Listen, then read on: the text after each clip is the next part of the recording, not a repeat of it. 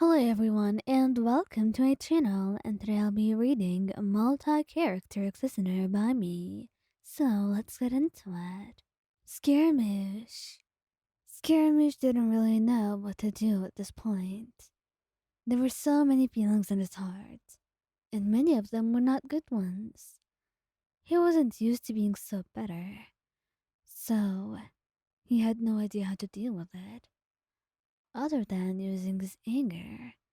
In his current emotional state, it really wasn't the best.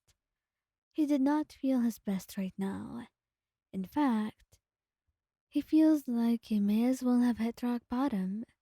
At least, that's what rock bottom would be in the last 6 months.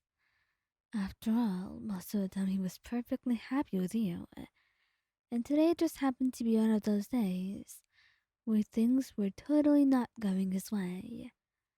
Someone was eyeing you in a curious way, and you could tell that this guy had an eye on you and wanted more than just to look.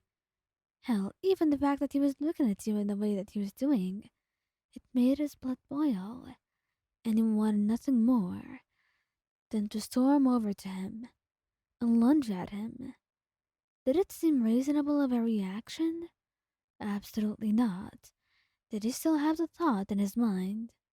Yes. It just wasn't easy. And it wasn't like you could blame him. It was something that he was feeling. It wasn't like it was a feeling you could make disappear. He would still feel it anyway. And right now, he just needed a way to be able to calm down, deal with his thoughts, and try to get control over the matter before he does something reckless and ruins your entire night. He had wanted to celebrate. It was National Holiday in Liyue. And though neither of you actually were citizens of Leia, you enjoyed celebrating nonetheless. It was more you enjoyed celebrating, and he enjoyed watching you enjoy yourself. But right now, a lot of what he was doing was paling in comparison to the rage in his heart at seeing that man. And it only got ever worse when he was reaching out to talk to you. You were completely oblivious to his intentions. And then, once he'd reached out a hand, merely just reached out before you could even touch you, he was pushed away, and Scaramouche was glaring at him, furious. Get away from her, he snarled, and there were many words that were caught in your throat at the moment, and a look of surprise, but you had nothing to say, as the man was truly warded off easily, and he just huffed. Scaramouche, he probably didn't even know you were dating. Well, now he knows why on, and he won't bother us anymore. Let's go. And after a little bit, he hesitates, then sighs, looking away. I'm sorry. I was jealous, and that's why I acted like this. I guess I should have been a little bit calmer than this. It's alright. I'm not angry with you, Skira. And he was more than relieved that you weren't. Xiao? Now, Xiao is an absolute sweetheart. The thing about this is, well, he doesn't really know how to make you happy with some things.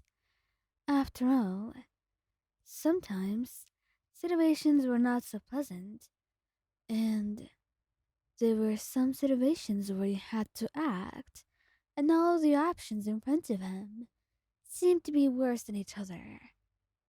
This dude, he was not letting up, was he? And Xiao was jealous. It was normal to be jealous sometimes, as much as he detested himself and his own irrational emotions. Jealousy was by far one of the more normal ones, and it wasn't like it was excessive, but this guy was seriously pushing it. Or maybe he was just irritable today. Whichever it may be, Xiao was not ready to see him mingling with you any longer, trying to make you laugh, and you laughing, even if a little bit awkwardly, as if to politely humor that man. He trusted you. He knew he did. But the thing is, he didn't trust those people around you. And he wanted that man gone from your side, and from his as well, before he felt like he was forced to do anything more violent than whatever his mind was conjuring. Right now, the simplest option, and the easiest, was to go and tell him that the two of you were busy and had something to do, or that you already had someone and were not interested in dating someone else, so he should stop his measly attempt now, or just telling him off and telling him to back off of you and go away. But you would tell him about being unpleasant, being impolite, and that was totally ill mannered towards the poor man. So you waited and waited until he heard him outright just flirt with you, and then he felt like his patience had already worn thin. "Hello there," he said, trying to remain as polite as possible. And as you looked towards him and saw that look in his eyes, you knew things were not going to be very nice now. Xiao, Mr. I don't care who he is. He cut you off immediately, and you sighed, shaking your head.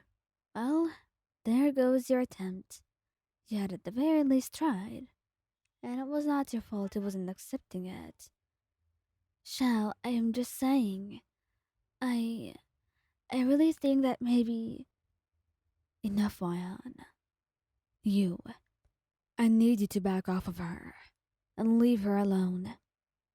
She has already got someone and doesn't need someone else wasting her time, he said boldly, and the man looked as if he were ashamed and embarrassed, not really knowing what to say. So he just nodded, politely excusing himself and leaving. You just sighed, closing your eyes. The poor man. Did you just want him to keep flirting with you? He said, a little bit louder than he intended, and he saw the way you shook your head almost hurt, and he felt regret. No, Xiao, I'm just saying. You could have told him off a little bit more gently. And at that, he nodded. He knew you were right. He knew that. And so he wrapped his arms around you and apologized, telling you he will try better next time. And next time, he will do better. He won't make such a mess of things. And hopefully, he will be more patient. Hopefully.